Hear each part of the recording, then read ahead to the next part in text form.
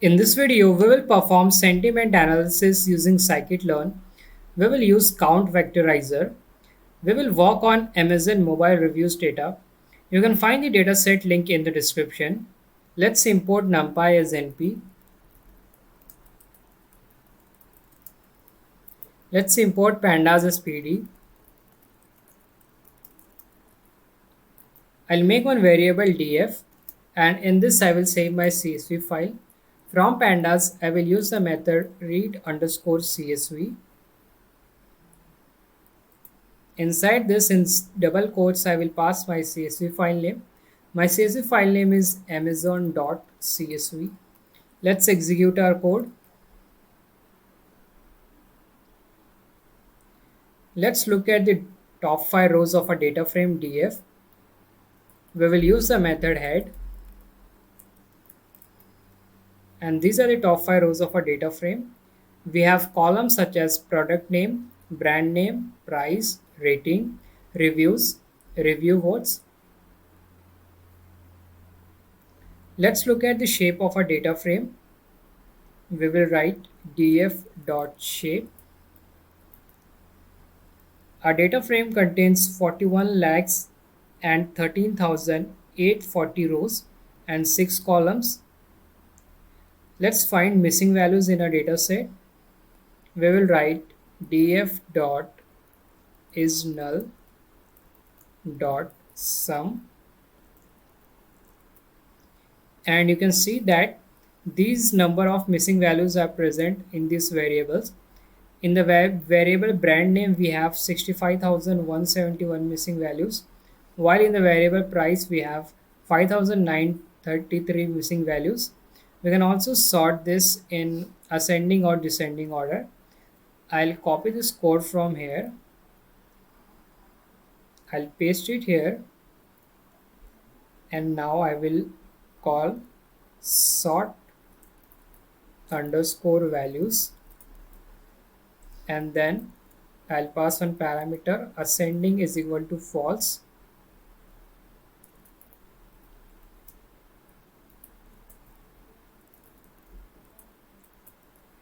In the output, you can see that we got the missing values in descending order, that is from highest to lowest, and the highest missing values are present in the variable brand name, and the lowest missing values are present in the variable reviews. Let's drop the missing values. We will call data frame df dot drop na, and we will pass one parameter in place is equal to true. Let's execute our code. Let's again verify whether there are any missing values left or not. I'll copy this code from here, and now we should get 0 because we have dropped all the missing values. Let's execute our code. In the output, you can see that we are getting here 0 because we have dropped all the missing values here. In a data frame, there are so many columns, but we will be focusing on 2 columns, and those columns are ratings and reviews. We will work on these 2 columns. Ratings will be our target variable and reviews will be our independent variable. We will be using review column to predict the ratings. Let's look at the unique rating present in our variable rating. I'll call a data frame df, then I will pass rating, and to get the values we will type value underscore counts. I have to put G here. Let's run it again. In the output, you can see that we have 5 ratings in our column rating, and these are 5, 1, 4, 3, 2. That is 1, 2, 3, 4, and 5. And you know that 1 being the lowest rating and 5 being the highest rating. When you download any software or any app on your mobile phone from Google Play Store, you go there and you give ratings to the app. If you like the app, you give 5 star, and if you don't like the app, you give it 1 star. So all this indicates the rating type. 5 means it has got the highest rating, while 1 means it got the lowest rating. We will remove any ratings which is equal to 3 and assume that these are neutral. That means we will remove all the ratings which is equal to 3. Let's call our data frame df. Inside this, we will pass our rating variable and we will write rating which is not equal to 3. Let's print. Here you will see we got all the ratings here except 3. So we are going to remove all the 3 ratings here, 3 star. I'll copy this code from here and now I will call our variable df and I will assign that code here. Let's execute our code. Now if I run this again, in the output we will see that we will not get 3 but we will get 1, 4, 2 and 5. I'll paste it here. Let's execute our code.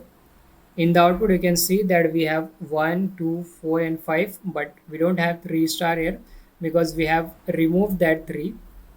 We will create a new column that will serve as a target for our model where any reviews that are rated greater than 3 will be encoded as 1, indicating it is positively rated. Here I am saying that any rating which is greater than 3, that is 4 and 5, 4 and 5 will be encoded as 1 and this means that it is positively rated, while 1 and 2 will be encoded as 0, meaning it is negatively rated.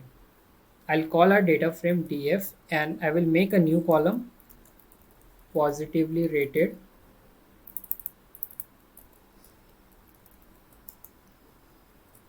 And this will be our new target variable. And here I will write the condition from numpy. We will write where df of rating is greater than 3. If the rating is greater than 3, make it as 1, otherwise 0. So all the ratings 4 and 5 will become 1 and 1 and 2 will become 0. Let's execute our code and you will get a warning here. You just have to ignore it. You don't need to worry about it. Now I'll copy this code from here. I'll paste it here and instead of passing this rating variable, I'll pass our new variable positively rated. I'll copy this from here and paste it here. You will see that we got a new column positively rated and we have only 2 ratings here, 1 and 0. 1 indicates positive rating while 0 indicates negative rating. And you will see that our data is highly imbalanced. We have more number of samples in rating 1. I'll show you the head of our data frame because we have got a new variable here positively rated df.head. In the output you can see that we got a new variable. After review votes we have a positively rated. Now we are going to plot this and look at the distribution of our 1 and 0. To make a plot I will import the library Seaborn. Import Seaborn as SNS. From Seaborn I will call the count plot method and inside this I will pass the variable, this variable positively rated. I'll copy this from here and then I will paste this inside this. Let's execute our code. In the output you can see that it is highly imbalanced. Most of the samples belong to class 1 while less samples belong to class 0. Next we will split our data into train and test and we are going to work only on 2 columns. The 2 columns are reviews and positively rated. Review column is our independent variable while positively rated is our dependent variable or target variable. From sklearn dot model selection import train test split. Now I will make variables xtrain, xtest, ytrain, ytest and then I will call this function train test split, and inside this I have to pass these two variables, these two column names, reviews and positively rated. So I will type df of reviews, and I'll just copy the column name from here, reviews. Then I have to pass the next column name, df of positively rated, which I can copy from here. I'll copy it from here and paste it here. And the next parameter we have to pass is a random state. And you can put any number here. If you want your result to be same as mine, you have to put 50. Let's run our code. We have successfully split our dataset into train and test. Let's print our variable xtrain and ytrain. Print xtrain. In xtrain we have reviews and ratings. We can also type print ytrain, print ytrain. And in ytrain we only have ratings, that's why we got here 1 and 0. We can also look at some rows of this xtrain. I'll type xtrain and then let's say row number 100. So in row number 100 we have excellent. We need to convert this xtrain data into a numeric representation that can be understood by scikit-learn. We will use bag of words. Bag of words approach is simple and commonly used way to represent text data for use in machine learning. It ignores structures and only counts how often each word occurs. Count vectorizer allows us to use the bag of words approach by converting a collection of text documents into a matrix of token counts. First, we will instantiate the count vectorizer and fit it to our training data. After fitting the count vectorization, it will consist of the tokenization of the trained data and building of the vocabulary. Let's import count vectorizer from sklearn.feature_extraction. Import feature extraction.text, import count vectorizer. When we fit the count vectorizer, it tokenizes each document by finding all sequences of characters of or at least two letters or numbers separated by word boundaries. It converts everything to lowercase and builds a vocabulary using those tokens. I'll make one variable vector and then I will call count vectorizer, and then I will call the method fit, and I will pass our variable xtrain. So it will look at all sequences of characters of at least two letters or numbers separated by word boundaries. Then it will convert everything into a lowercase and builds a vocabulary using those tokens. Let's execute our code.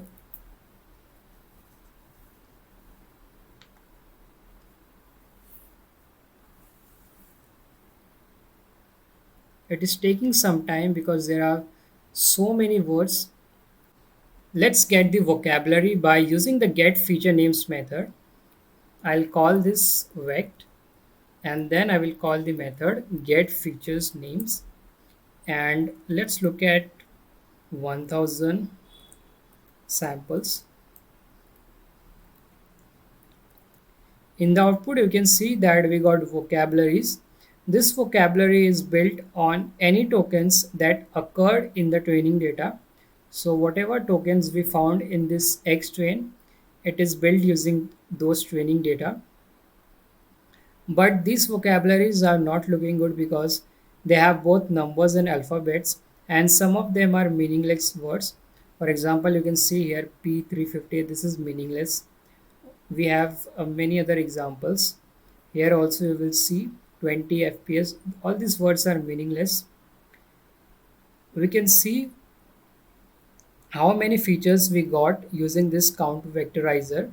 We will use the method length, and I'll call this method length here, and then we will call this vec from this get feature names. Let's execute our code. We have got 53,403 features. Next, we will use transform method to transform the documents in XTrain to a document term matrix. So we will convert these documents of XTrain into a document term matrix, and this will give us the bag of word representation of XTrain. I'll make one variable XTrain underscore vectorized, and then I will call our vect, and then I will call the method transform, and I will pass our variable xtrain, and you know that we have defined this vect above. Here we have defined that here vect. Let's execute our code.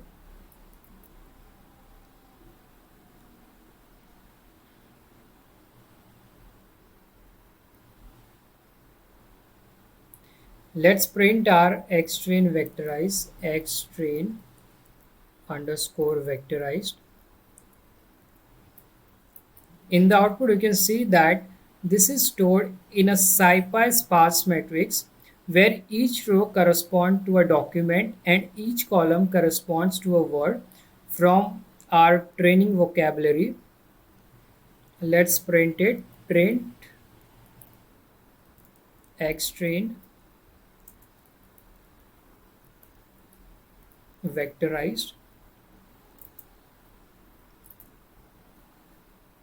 And here in the output we will see a lot of 0.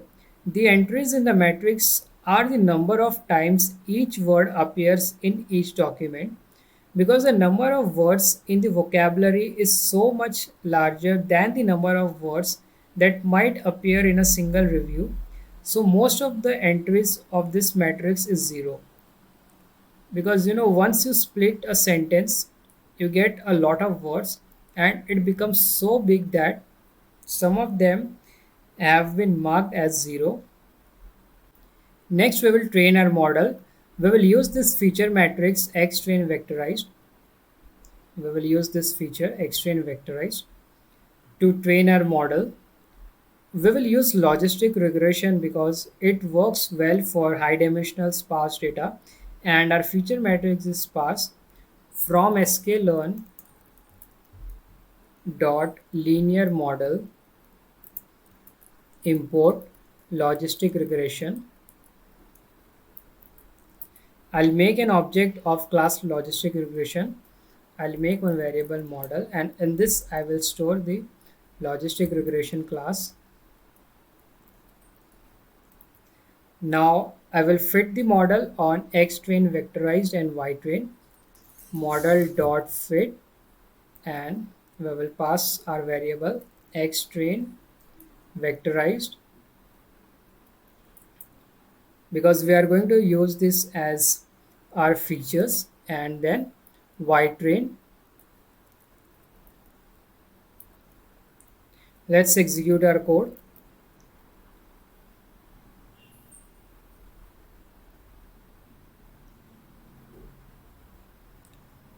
Next, we will make predictions using xtest,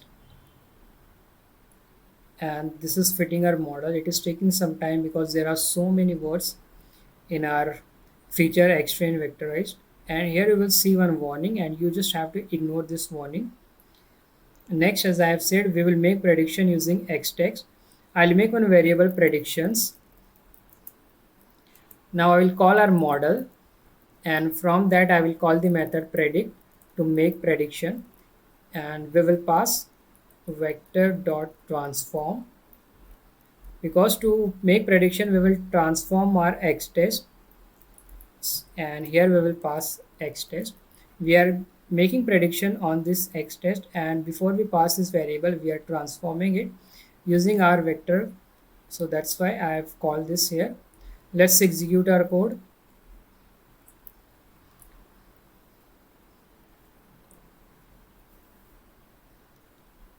This is making predictions, and it has stored the predictions result in this variable predictions.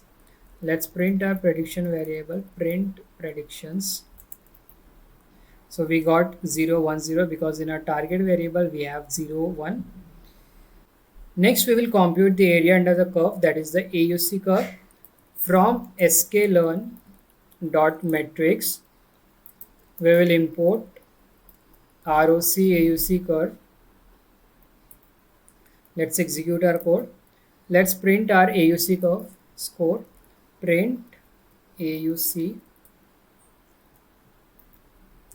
and then ROC AUC curve function we will call this, and we will pass our variable y test and predictions, because we are comparing with the y test the actual and the predicted values.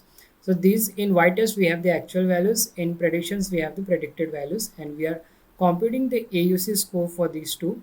Let's execute our code. In the output you can see that we got AUC score of 0.91, which is 91%, and 91% is a good score for this sentiment analysis model. Just note down one thing, that any words in next test that did not appear in XTrain will just be ignored. That means only those in XTrain will be used which were used in training time, that is in XTrain. Next, let's look at the coefficients of our model. We will sort the coefficient and look at the 10 largest and 10 smallest. I'll make one variable feature names. From NumPy I will call array, and then I will call our object vector get feature names. So I'll store all the feature name in this variable feature names. Let's execute our code. Now I will sort this. I'll make one more variable, sorted underscore coefficient underscore index. Let's call our model, and from model we will call the method coefficient, and then we will pass index number and it is 0 dot, we will pass one function argsoft, so argsort. Let's execute our code. So we have sorted our feature names and store in this variable sorted underscore coefficient. Let's print top smallest coefficient, print smallest coefficient, and then feature names. Inside this I will pass sorted coefficient index, and we are looking at top 10 here, so I will type 10, and I'll close this one. I have to put a bracket here. Let's execute our code. These are the top smallest coefficient. I'll put T here and I'll run this again. Similarly, let's look at the top largest coefficient, print largest coefficient. Then I will pass feature names inside this sorted coefficient index, and this time we are looking at the top 10 largest one. So here I will write minus 1 1 11 up to minus 1, and let's close this bracket. Let's execute our code. Here in the output you can see that we got the top 10 smallest and largest coefficient, and we can see that in the top 10 smallest coefficient we have all the negative words such as worst, junk, horrible, useless, garbage, terrible, waste, unusable, freezes, dead. All these are negative words, while in the top 10 largest coefficient we have all the positive words such as excellent, excellent, loves, excellent, complaints, wonderful, perfectly, loving, love. Except this one complaint, which is a negative word. We have all the positive words here and we have all the negative words here. This is how we can perform sentiment analysis on text data using count vectorizer. In our upcoming videos, we will see 2, 3 more methods and we will do sentiment analysis. We will be using the same data, but we will be using a different approach. Instead of count vectorizer, we will use a different approach there. I hope you enjoyed this video. If you like my video, please subscribe to my channel. Thank you for watching.